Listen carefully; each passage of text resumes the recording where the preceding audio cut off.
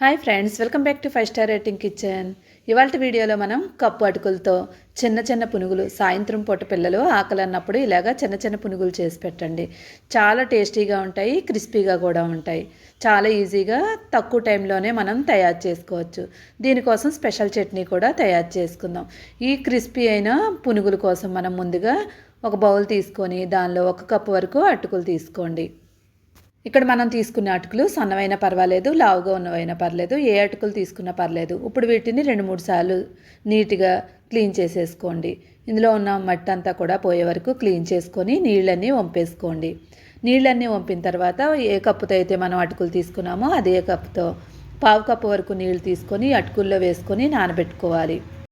అయితే అటుకులు నానడానికి ఎక్కువ సమయం అవసరం లేదు. 1 నిమిషం పాటు పక్కన పెట్టుకోండి. ఈ అటుకులు నానేలోపు పొయ్యి మీద ఒక ప్యాన్ పెట్టుకొని దానిలో 1 కప్పు వరకు పల్లీలు వేసుకోండి. పల్లీల్ని ఒకసారి కలిపేసుకొని దీనిలో 12 పచ్చిమిరపకాయలని వేసుకోండి. కారం తినేదాన్ని బట్టి ఎక్కువ తక్కువ చూసుకోండి. ఇక్కడ నేను 12 పచ్చిమిరపకాయలు తీసుకుంటున్నాను. ఇప్పుడు ఈ పల్లీల్ని పచ్చిమిరపకాయలని ఒకేసారి వేయించేసుకోవచ్చు. పల్లీలన్నీ చక్కగా కలర్ మారేలోపు మనకి పచ్చిమిరపకాయలు కూడా వేగిపోతాయి కాబట్టి మనం ఆయిల్లో వేయించిన అవసరం లేదు. తక్కువ ఆయిల్తోనే మనం ఇక్కడ చట్నీ తయారు చేసుకోవచ్చు. ఒక మిక్సీ గిన్నె తీసుకొని ఇవి పూర్తిగా చల్లారిన తర్వాత మిక్సీ గిన్నెలో వేసేసుకోండి. నెక్స్ట్ అదే కళాయిలో 1 స్పూన్ వరకు నూనె వేసుకొని 1 స్పూను పచ్చి శనగపప్పు వేసుకోండి. అయితే ఇక్కడ మనం వేయించిన శనగపప్పు చట్నీది వాడకుండా పచ్చి శనగపప్పును తీసుకుంటున్నాం. టేస్ట్ చాలా బాగుంటుంది ఇది వేయడం వల్ల. ఇప్పుడు వీటిని దోరగా వేయించుకొని మిక్సీలో వేసేసుకోండి. ఈ మిక్సీ గిన్నెలో మనం 1 స్పూన్ వరకు జీలకర్ర వేసుకోవాలి. రుచికి తగినట్లుగా ఉప్పు వేసుకోండి.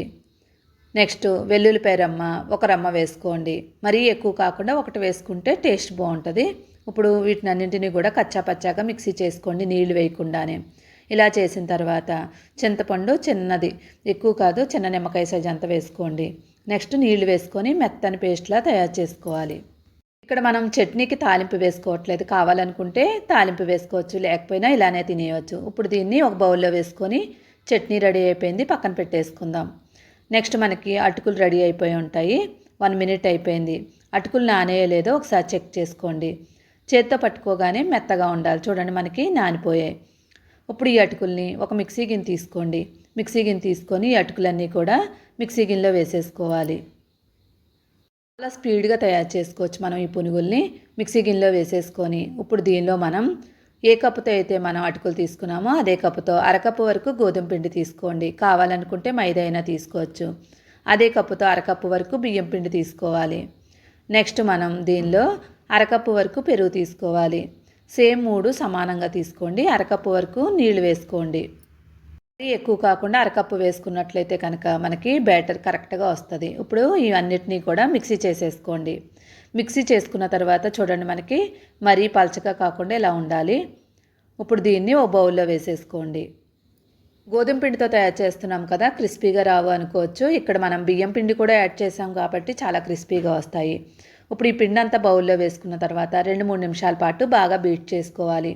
వడలకి ఎలా అయితే బీట్ చేసుకుంటామో అలానే మనం 2-3 నిమిషాలు బాగా బీట్ చేసుకున్నట్లయితే మనకి పిండి అంతా కూడా చక్కగా సాఫ్ట్గా అవుతుంది. చూడండి, మనకి పిండి ఎంత సాఫ్ట్గా అయిందో. ఇప్పుడు దీనిలో మనం ఒక ఉల్లిపాయని చిన్న ముక్కల కింద కట్ చేసి వేసేసుకోవాలి. నెక్స్ట్ పచ్చిమిరపకాయలు ఒక 4 వరకు తీసుకొని చిన్న చిన్న ముక్కల కింద కట్ చేసుకోండి. నెక్స్ట్ కరివేపాకు 1 రమ్మ, నెక్స్ట్ కొత్తిమీర కొంచెం. నెక్స్ట్ దీనిలో మనం 1 స్పూన్ వరకు జీలకర్ర వేసుకోవాలి. ఘాటుగా ఉండడానికి ఇక్కడ మనం పునుగుల్ని మిరియాల పొడి ఒక 1/2 స్పూన్ వరకు వేసుకోండి. ఒకవేళ మిరియాల పొడి లేనట్లయితే కనుక మిరియాలని కొంచెం దంచైనా వేసేసుకోవచ్చు. ఇష్టం లేని వాళ్ళు కొంచెం పచ్చిమిరపకాయలను ఎక్కువ తీసుకొని వేసుకోవచ్చు. నెక్స్ట్ అల్లం ముక్క తీసుకొని తురుముకొని వేసుకోండి. తురుముకొని వేయడం వల్ల మనకి తినేటప్పుడు నోటికి తగలకుండా మధ్య మధ్యలో లేకుండా ఉంటాయి. పిల్లలు కూడా పక్కకు తీసేయకుండా తినేస్తారు. ఇప్పుడు మొత్తం అంతా బాగా కలిపేసుకోండి. ఇలా కలుపుకున్న తర్వాత దీనిలో రుచికి తగినట్లుగా ఉప్పు, వంట సోడా కొంచెం వేసుకోండి, మరీ ఎక్కువ కాకుండా. ఇప్పుడు ఈ పిండి అంతా కూడా మళ్ళీ ఒకసారి బాగా కలిపేసుకోండి. పిండి అంతా కలిపేలోపు పొయ్యి మీద ఒక ప్యాన్ పెట్టుకొని ఆయిల్ వేసుకొని వేడి చేసుకోండి. ఆయిల్ వేడైన తర్వాత వీటిని చిన్న చిన్న పునుగుల్లా వేసుకోవాలి. మరీ పెద్దగా కాకుండా చిన్నగా వేసుకున్నట్లయితే చక్కగా క్రిస్పీగా వస్తాయి. మరీ పెద్దగా ఉన్నట్లయితే లోపల మెత్తగా ఉంటుంది. కాబట్టి చిన్న చిన్న పునుగుల్లా వేసేసుకోండి. పునుగులు వేసిన వెంటనే కలిపేయకుండా అలా 2 నిమిషాల తర్వాత మొత్తం అన్నిటినీ కూడా కలుపుకోండి. ఇలా కలిపేటప్పుడు ఒక 2-3 నిమిషాలు బాగా వేగిన తర్వాత గరిటెతో అటు ఇటు తిప్పుకోండి. అప్పుడే మొత్తం అన్నీ కూడా ఒకే కలర్ వస్తాయి. రెండు వైపులా కూడా చక్కగా వేగుతాయి. ఇలా గరిటెతో అనేసుకొని బాగా క్రిస్పీగా అంటే బాగా ఎర్రగా అయ్యే వరకు వేయించుకోవాలి. చూడండి, ఈ కలర్ అయితే కంపల్సరీ రావాలి. తెల్లగా ఉన్నప్పుడు తీసేసినట్లయితే మెత్తగా ఉంటాయి. ఇవన్నీ కూడా ఈ కలర్ మారే వరకు బాగా వేయించేసుకొని ఒక ప్లేట్లోకి తీసేసుకోండి. చాలా సింపుల్గా మనం పునుగులు తయారు చేసుకున్నాం కదా. దీనికి టమాటా సాస్తో అయినా ఇచ్చేయచ్చు, లేదంటే చట్నీ అయినా చేసుకోవచ్చు. ఇది ఏ చట్నీ అనేది ఏం లేదు, ఏ చట్నీతో అయినా తినేవచ్చు. చాలా క్రిస్పీగా ఉండి ఈ పునుగులు కనుక నచ్చినట్లయితే తప్పకుండా లైక్ చేసి ఛానల్ని సపోర్ట్ చేయండి. Thank you.